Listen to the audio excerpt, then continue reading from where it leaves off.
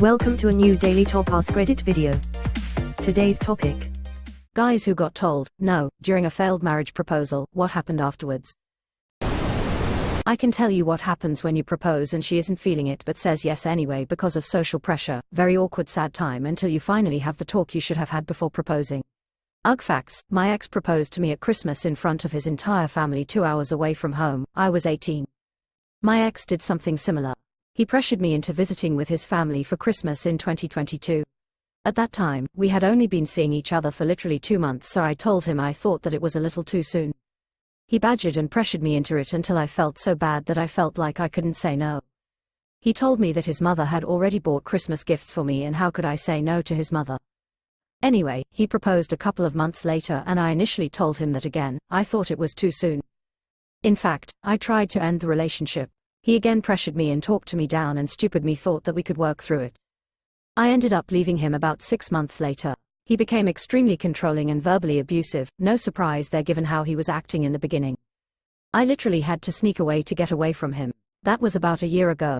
Yeah, don't propose in public, folks. Bad form ultimately. Better advice: a proposal should never come as a surprise, meaning you should have already had the "do you want to get married to me and are you ready" talk before proposing. The time and place can be a surprise. My 7th grade teacher brought his GF to school to propose to her in front of our entire class and she said no. It was the topic of discussion almost every day that year. NBS, he ended up moving schools at the end of the year. I cannot imagine a woman that would want her proposal to happen in front of a middle school class. That's just WTF energy. There was this girls' camp one went to for a few years as a kid. Every year on the last morning, campers could go on a hike that started at 2 a.m. and we would be at the top of the mountain for sunrise. One year, a counselor's boyfriend showed up at sunrise and proposed in front of all of us 13th-year-old girls. She said yes, we were all happy. The next year, that same counselor was there. It was unusual for the counselors to be married, so I asked another one if she'd gotten married, and she told me that she actually called off the engagement later that day. She just didn't want to embarrass the guy in front of a bunch of preteens. As a teacher, I literally can't imagine anything less romantic than proposing in front of my students. Sounds like she dodged a bullet. Especially a class of 7th graders. Woof. We'd been joking around about it for months. I'd ask sarcastically in the most unromantic way.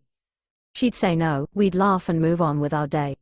I'd apparently conditioned her so well that when I asked for real, she flippantly turned me down, and everyone around me either gasped or got this real awkward look on their face. She changed her tune shit quick when she actually looked and saw me holding the ring. We've been married 17 years now. Good times. Sounds like you kind of set yourself up for that one. My wedding band has "no" engraved on the inside along with our wedding date. Probably one of my best memories, TBH. My mom's boyfriend proposed to her 3 months into dating. She was 40, had one disastrous marriage and subsequent divorce under her belt by that time, and felt like it was too soon in the relationship to be talking marriage. He accepted her no, but said he wouldn't ask again, and he hasn't. They've been together 25 plus years now and never married. I mean, it worked out in the end, but holy shit, 3 months? Question mark. Yeah, I honestly don't know what he was thinking. Sounds like it's her turn.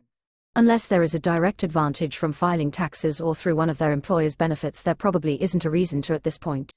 I don't think she actually wants to be married again. Once was enough, I guess. You just have to hug her and high-five her several times over, and ask again.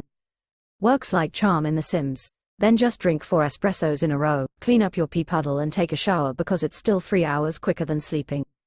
I refuse to clean up my pee puddle until I've had a shower. But first let me walk into a wall a few times and cry.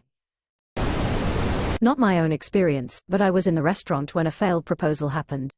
Somehow the guy was able to get the families involved in this fancy dinner without the girl's knowledge as to what was going to happen. He orders their drinks, where he had the ring cleaned and then placed at the bottom of her pina colada drink. She gets up and goes to the bathroom, and that's when some of her family moved in close with their cameras, phones ready for the proposal. She comes back and the drinks are brought. She refuses the drink, much to his dismay. But doesn't get the hint. She doesn't want it. You should have your drink, it's really good. She again says no. This goes on, back and forth. Finally she says no and is disturbed by his pushy behavior. I hear this from my table. I can't marry someone who won't respect my boundaries. She gets up and walks out of the restaurant. The guy sits there waiting for her to cool off. She doesn't come back in, so he fishes out the ring and has the drinks taken away. She comes back in near the end and he shows her the ring, tells her it was in the drink. And she slaps him and says no. This time she is angry and leaves. Everyone packs up and heads to pay. He just sits there by himself. I wanted to get up and say something, but my date was ready to go home. Honestly, that sounds like she knew the proposal was coming and she had made it clear she wasn't interested and was mad he tried to make it a public spectacle.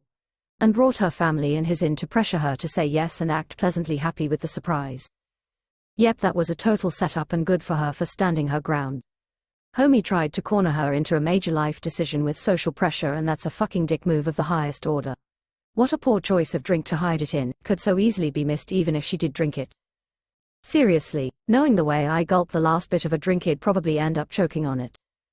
His first mistake was putting a piece of jewelry in a pina colada.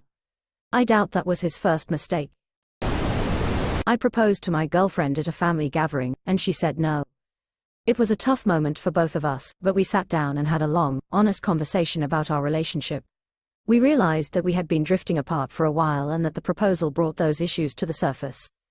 We decided to break up and focus on our own personal growth. It was painful at the time, but looking back, it was the right decision for both of us. Probably for the best. You shouldn't be marrying your family members anyway. She was graduating with her master's, I still had 2 years left for my PhD. I floated the idea privately. She said, if you ask me formally, I will say yes. But if you really love me, give me a year to prove to myself that I can live on my own. I said, no problem. She moved to her job, down in New Jersey. Next I heard of her, she was engaged to another guy the first knew. I took that as, another bullet dodged, another life lesson learned. Quote. Definitely a bullet dodged, but no lesson to learn. Like, what would you even do differently? No, marry me now or else. She asked for space, you gave her space. You did everything right. I think the lesson is about realizing it wasn't going to happen after her response, instead of keeping nurturing that expectation and ending up disappointed down the road. I realized 10 seconds later that she actually said, you know I will. And she's just really quiet when she talks. No, I will absolutely not say no to your proposal. Oh fuck no, I am not going to spend the rest of my life without you.